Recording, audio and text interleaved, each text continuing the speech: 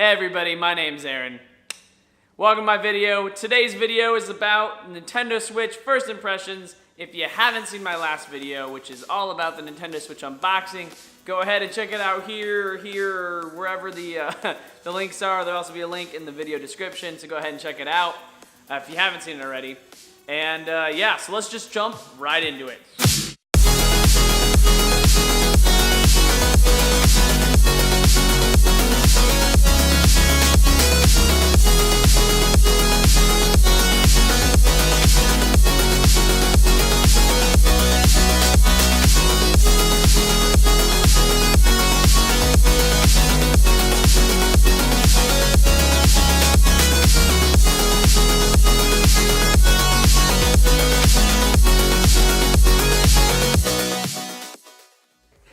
Alright guys, here we go. Let's get started on our first impressions of the Nintendo Switch, its accessories, and how it feels to play this thing. Let's do it. Yes.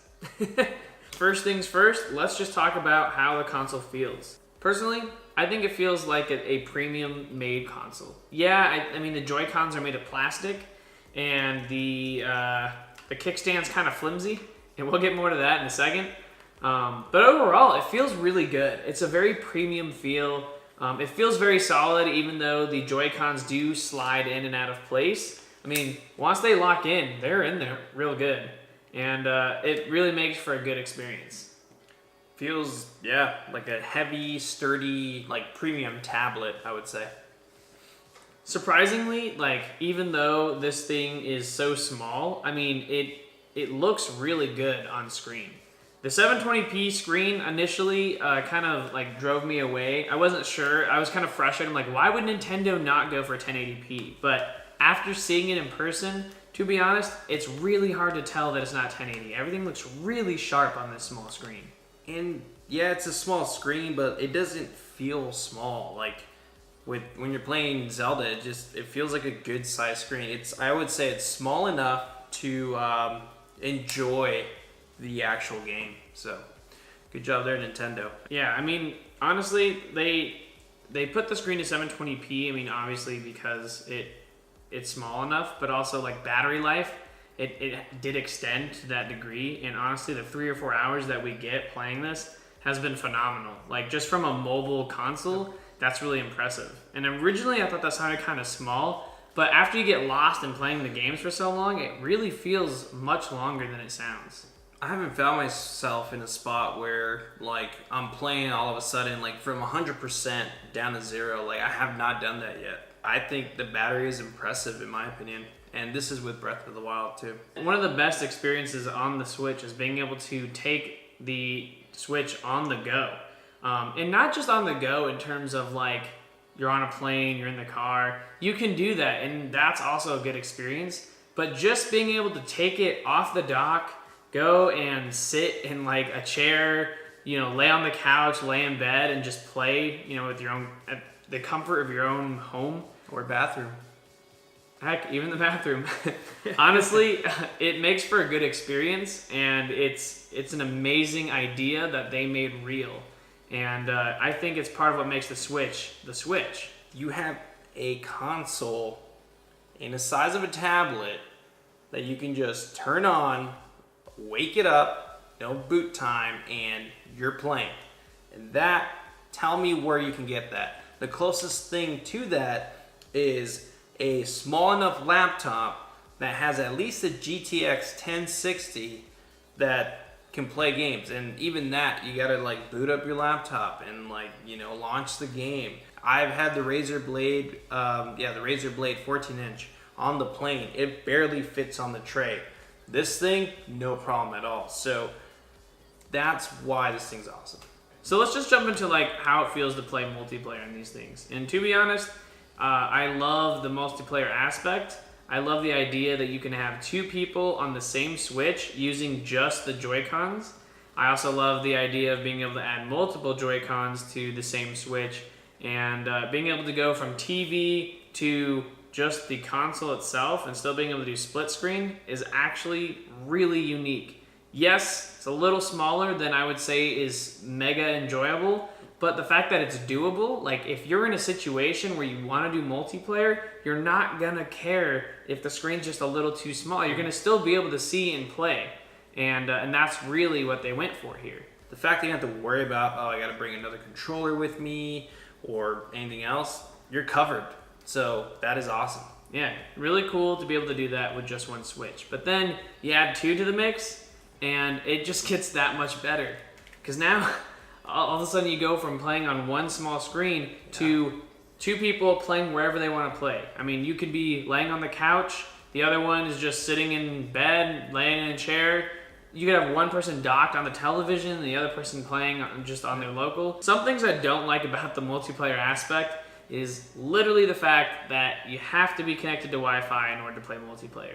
I mean, it's 2017, and the PSP was able to do local multiplayer, but these have to be connected to Wi-Fi, and that was a bummer. Yeah, I didn't think that would really frustrate me until we were in a place where it didn't have Wi-Fi, and we couldn't play together. And that then changes, right? And I know we all have mobile phones, and you can make them a mobile hotspot, but you shouldn't have to do that. I mean, these have Wi-Fi chips built in them. I really feel like we should be able to just host on one console and everybody join, but... Hey, but give them benefit of the doubt. Maybe it's just an update away. You never know. That's true. And Nintendo, if you add that feature, I will love you forever. So some things I don't like about the Nintendo Switch, I mean, there's not a lot. I'm nitpicking. But the biggest one is definitely the kickstand. I mean... Pretty weak. Yeah, that's pretty flimsy. I get what they were going for. I mean...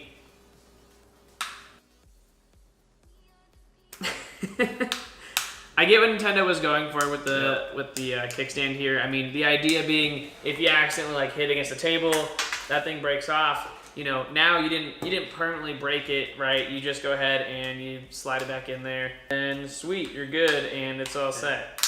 But then to their defense too, I mean, yeah, you don't have a broken kickstand, so I mean, I like that feature and hate it, but then also it's not all that bad. Like, you can be kind of rough, and it won't, for the most part, it just won't fall. Then again, to add on that con, I hate that it's just on one side. Maybe if there was 2, then you can leverage it better, because when you're in bed and you try to like put it on a kickstand, it doesn't work because the surface is uneven, and you're only leveraging off one side, so the weight distribution is awful, and therefore it tumbles over. So you need a flat surface in order for the kickstand to work, and that is my main problem with the kickstand. One thing I feel like is not really touched upon in many reviews is just in like the volume that this thing produces, and I gotta be honest, it's impressively loud. Very loud. Like especially in Minecraft, it gets really loud. Yeah, let's just give you an example here.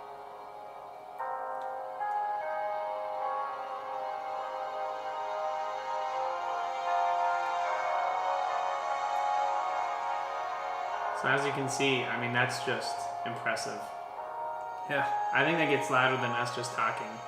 So that's just impressive in terms of volume. I mean, that's just amazing from a game console that's so mobile. This thing is awesome. Today's the day that I'm going to play on my grip. I love how quickly it all just comes together, and honestly, I mean, that's a normal console feel right there. You're right at home. Takes a little getting used to. My thumb gets a little cramped here. Like, if I'm being honest, it's not the most comfortable fit, but it definitely does not feel too bad. And for longer gaming sessions, I feel like this thing's gonna come in handy. It's way better than just holding the Joy-Cons themselves. The analog stick is placed like way at the bottom. You kind of have to do this weird like thing. It's not as bad handheld when the Joy-Cons are put together, but when you're just holding the Joy-Con itself, it's actually a little uncomfortable. I know they probably have their Pro controller, which I'm sure it feels more like an Xbox or PS4 controller, so that'd be more of an at-home feel, but just right out the box, this isn't bad. It's a really good experience. But that does lead me to one other downside. Occasionally, and I don't know why, when I pull these off and I dock this, these no longer are paired, and I can't pair them until I put them back in. And that is incredibly frustrating. What we noticed is that it did happen every time we loaded Minecraft, docked it, then removed these. But if we remove them first, then docked it, they remain paired. Yeah. I don't understand it. I don't know either. But I mean, that was just one time. I don't know like how frequently that happens. But I mean, we've had it for a little bit now, and that was the only time it's ever happened. Yeah. So not too big of a deal. It was frustrating at the time because I just wanted to play. But I mean, 99% of the time you're gonna be able to just pick up and play. So Yep. overall, I feel like the Nintendo Switch has a place in the home, has a place in your backpack. I mean, it has a place in your life because it's a game console that you can play with friends, even on one screen. You can take anywhere. You can play laying down or play on the TV, and I don't think you're going to be disappointed either way. Thanks again for watching, everybody. I really hope you enjoyed this video. If you did, please smash that like button. If you didn't, go ahead and smash the dislike button. If you have any comments, go ahead and leave them in the comment section below. And if you haven't seen my previous videos, be sure to check them out. There should be links somewhere to stuff. So, special shout out to Ivan. Thank you for helping me get a Nintendo Switch. Thanks for unboxing with me. It's been a lot of fun. If you haven't checked out his channel, go ahead and check that out in the video description as well. And yeah, that's it for me today, guys. Thanks again for watching. I will see you in the next video, and have a good one.